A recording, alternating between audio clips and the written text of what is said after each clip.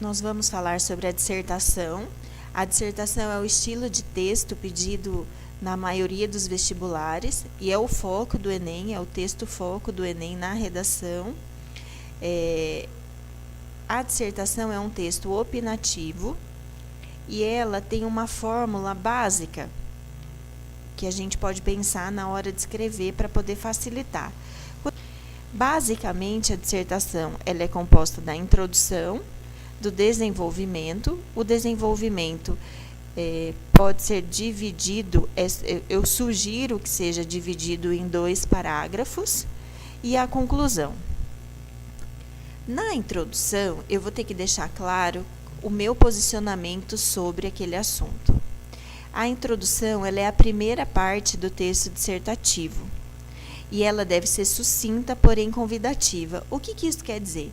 Quer dizer que quando o leitor ler a introdução, ele tem que ter vontade de continuar lendo o seu texto. É um convite para que ele continue lendo o texto. Nessa introdução, já tem que ficar muito claro qual é a minha opinião sobre o assunto, qual é o meu posicionamento sobre aquele determinado tema. Eu sou a favor, eu sou contrária, eu tenho que deixar isso explícito. Eu posso construir a introdução de várias maneiras. Eu posso usar frases relevantes, eu posso fazer uma contextualização histórica, eu posso começar com uma afirmativa. Existem várias maneiras, mas isso fica para uma próxima aula. Mas o que é importante saber basicamente sobre ela? Ela deve deixar claro o meu ponto de vista e ela carrega a tese. O que é a tese? A tese é aquela frase mais forte da introdução, que deixa claro a minha posição. É o resumo do que eu penso numa frase afirmativa. Basicamente, a grosso modo, é isso que é a tese. Então, vamos lá. O que é a tese?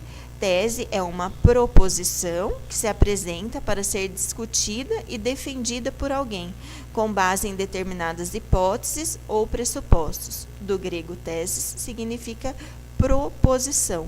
A argumentação ela tem que ter informações que demonstrem como é que eu cheguei àquele pensamento que eu demonstrei na introdução.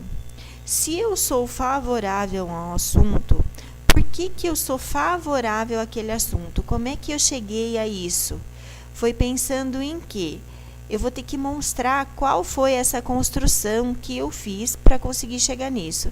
Então, ela vai apresentar fatos, argumentos, números. É muito importante que a gente saiba fazer a leitura de gráficos.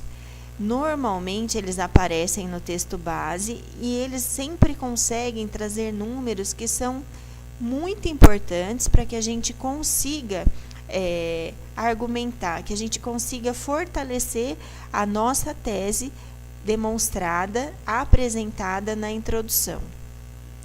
Eu devo ter 2 parágrafos, mas em cada um dos 2 parágrafos eu devo trazer coisas novas, né?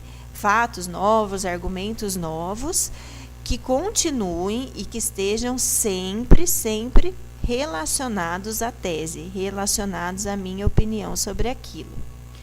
Eu gosto de dar uma dica que eu acho importante, que é preferir sempre frases curtas. Porque quando elas são longas, quando a gente começa a usar muita vírgula, corre-se o risco de perder o sentido, de ficar confuso, de dizer 2 vezes a mesma coisa, e isso vai atrapalhar na hora da pontuação, vai atrapalhar a interpretação do texto, né, para quem estiver lendo, e isso pode atrapalhar demais a correção.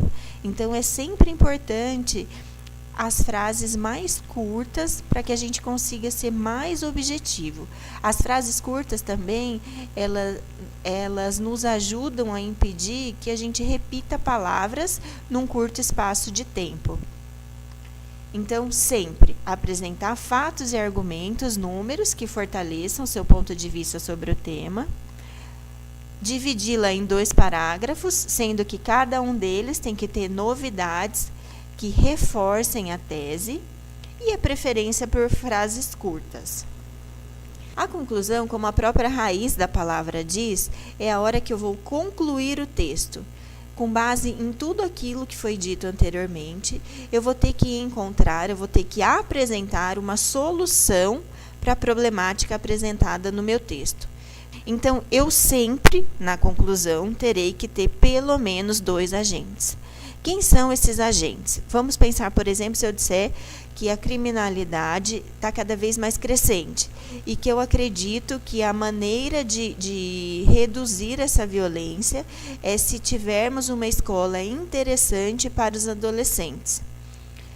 Neste caso, eu posso apontar que é necessário que o governo crie, através da sua Secretaria de Desenvolvimento Humano, que pense nessa proposta e que crie mecanismos para que exista mais eventos culturais e musicais na escola, desde a primeira infância até o ensino médio.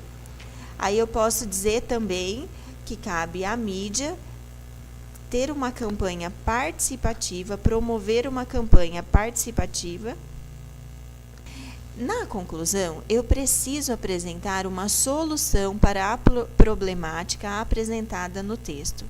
Essa solução necessariamente precisa ter agentes que a executem. Quem pode ser os agentes? Pode ser o governo, pode ser a mídia, pode ser a comunidade, podem ser as ONGs, desde que eu fuja do senso comum. Eu perca essa ideia de que sempre é o governo, tá? Especificamente, qual parte do governo? De que maneira? Costumo ver muito, as pessoas se esforçam na introdução, se esforçam na argumentação e já estão cansadas na hora da conclusão. Fica mais ou menos como, preciso terminar isso logo. É isso que o texto transmite e é esse cuidado que eu preciso ter. Lembrando que todas as partes do texto, elas pontuam na hora da nota, se a gente estiver pensando no Enem ou nos outros vestibulares, na hora da correção.